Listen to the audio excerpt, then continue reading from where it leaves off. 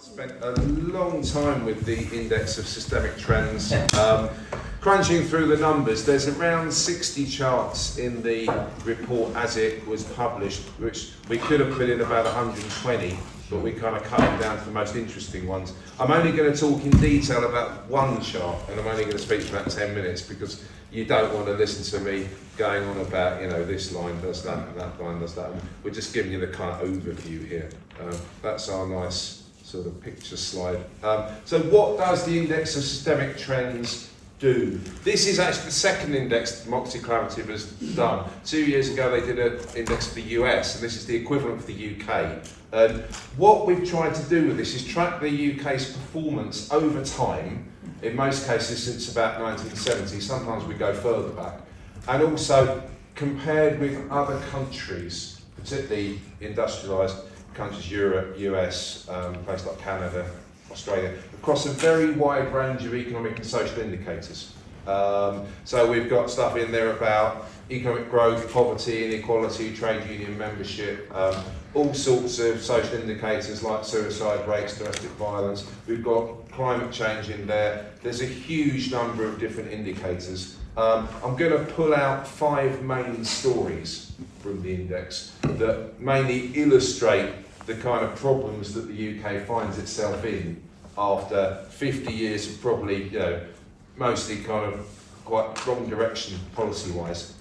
Significant decline in economic growth since the 1970s. I will now go through the one chart that I'm going to show you in detail.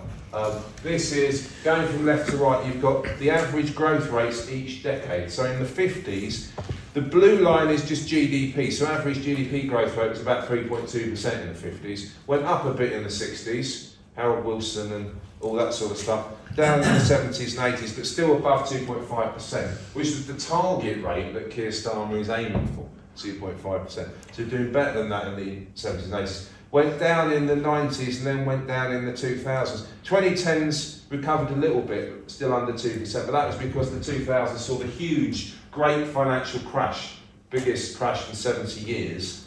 And so we recovered a little bit from that, but not much. And then we've got 2020 to 24, about 1% average growth, so that's poor. But if you do it per head, and you correct for population growth, it's even worse. So, you know, 60s were worse than the 50s, 70s worse than that, 80s were worse than the 70s, which given what we heard back then about the Thatcher Revolution is interesting. 90s worse, 2000s worse, some recovery in the 2010s, and then first half of the 2020s, 0.2% growth average per year, almost zero, you know. So the UK economy has been almost static in the recovery from COVID. So quite catastrophic collapse in growth rates in many ways.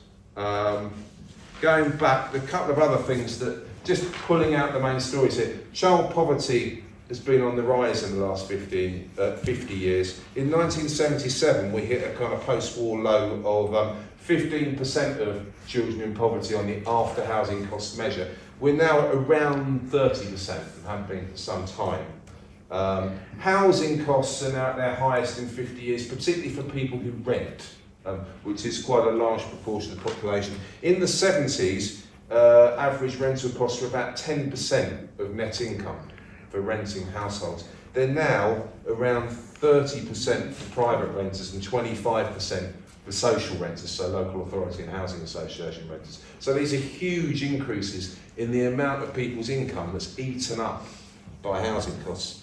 Investment has collapsed both public and private over the last 50 years. It was at around 25% of GDP, gross investment, not accounting for depreciation of existing capital, in the mid-70s. It's now about 17%.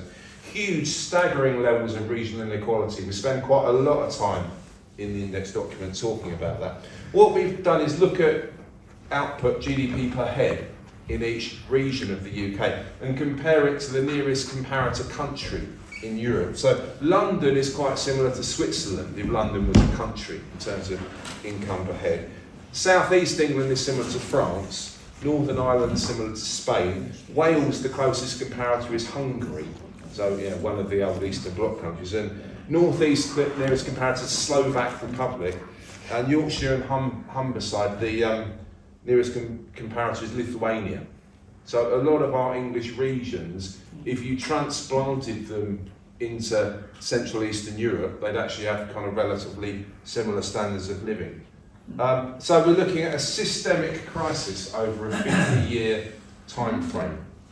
Quite staggering in a lot of ways. This is my last slide because I really want to I only want to spend about 10 minutes because I think the discussion is the most interesting part, and all the nitty-gritty numbers are in the document. 5 main themes about broken Britain emerge from the document.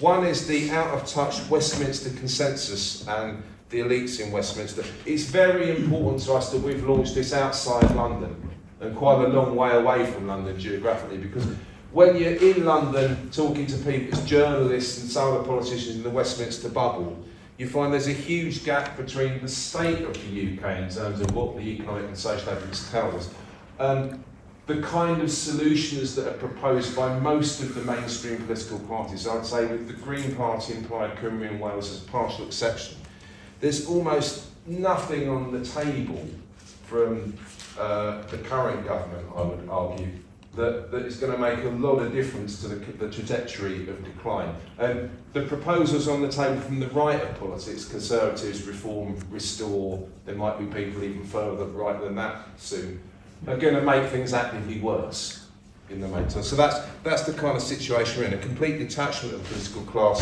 from the issues and the concern of the people, the person on the street. And that, of course, contributes to the rise of the extreme right in British politics that we're seeing in current polling. Secondly, economic growth, which is being pursued as the panacea, seems neither likely to turn up, in sort of vast quantities in the foreseeable future, and it's also not sufficient in itself to solve the problems, because you need to look at the distribution of growth.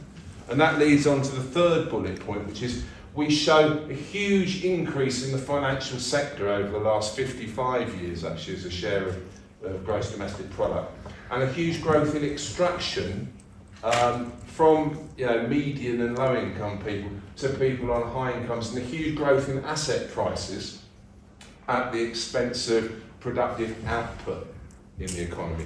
So there's quite a lot of detail in the index document about that. Fourthly, regional inequality means a disunited kingdom, and a lot of the English regions, particularly Midlands, North, but South West as well, and Scotland, Wales, Northern Ireland, very disconnected from what's going on in London, and increases in regional inequality, which feeds in to the political debate.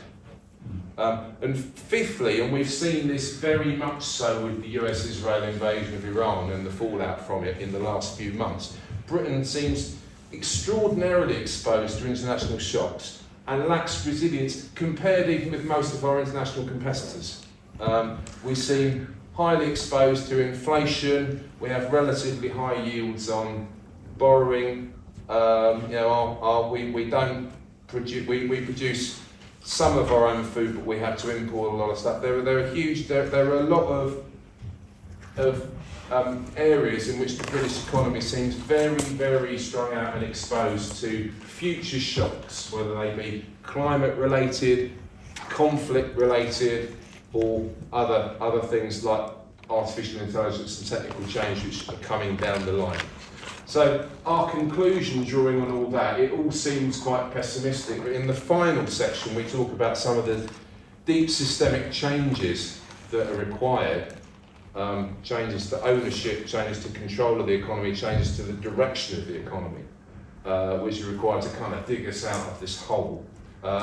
But I've been really excited to be involved in this. It links into a lot of what we're doing at the University of Northumbria with the Common Sense Policy Group, where we're trying to come up with solutions to take the UK economy forward in a progressive and socially just manner.